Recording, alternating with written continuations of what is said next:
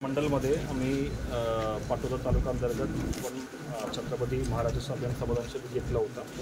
त्यामध्ये शासनाच्या धोरणाप्रमाणे आपण लोकाभिमुख, पारदर्शक आणि गतिमान प्रशासन राबवण्यासाठी, लोकांच्या समस्या ऐकून घेण्यासाठी आणि लोकांना विविध योजनांचा लाभ देण्यासाठी आपण हा कार्यक्रम घेतला होता। त्यामध्ये खूप चांगल्या पद्धतीने लोकांचा प्रतिसाद दिला होता आणि आम्ही जाती प्रमाणपत्र असेल, संजय गांधीचा मंजुरीचा आदेश असेल, इतर सर्व लाभ त्यामध्ये वाटप केलं होतं। त्यासोबत आम्ही जरेवाडीच्या शाळासुद्धा व्हिजिट केला। त्यामध्ये खूप चांगल्या पद्धतीने तिकडे विद्यार्थी प्रतिसाद मला दिला होता।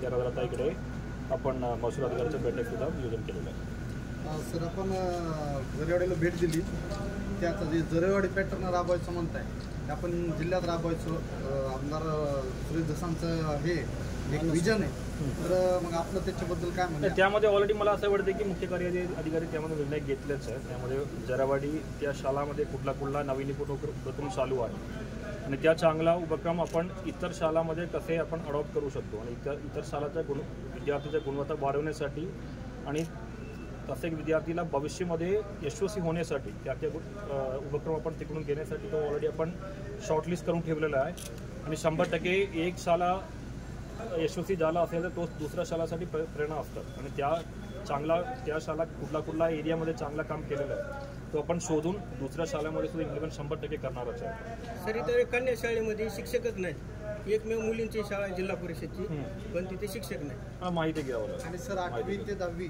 जी शासकीय शाळा पाहिजे पाटोदा शहर तालुक्याचं ठिकाण आहे, पण पाटोदा शहरात 8वी ते 10वी ही म्हणजे जिल्हा परिषदची शाळाच नाही।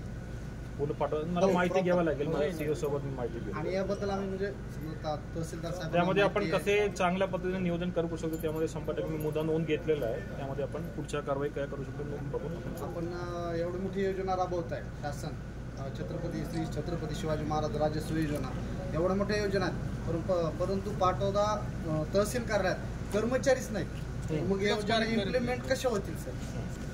त्यामध्ये सर्व तहसील कार्यालयामध्ये कर्मचारीच्या अडचणी, कार्यालय 100% कर्मचारीकडून चलवत नाही कधी। जो कर्मचारी स्पेसिफिक काही विभागमध्ये कर्मचारीच्या कमतरता असेल तर 100% जिल्हास्तरावरून तो सपोर्ट करू शकतो। नाही, जे आहे ती पूर्ण वेळ तर मला संपूर्ण वेळ बसणारच आहे, त्यामुळे तुम्हाला काही तक्रार तुम्हाला नोंदवा।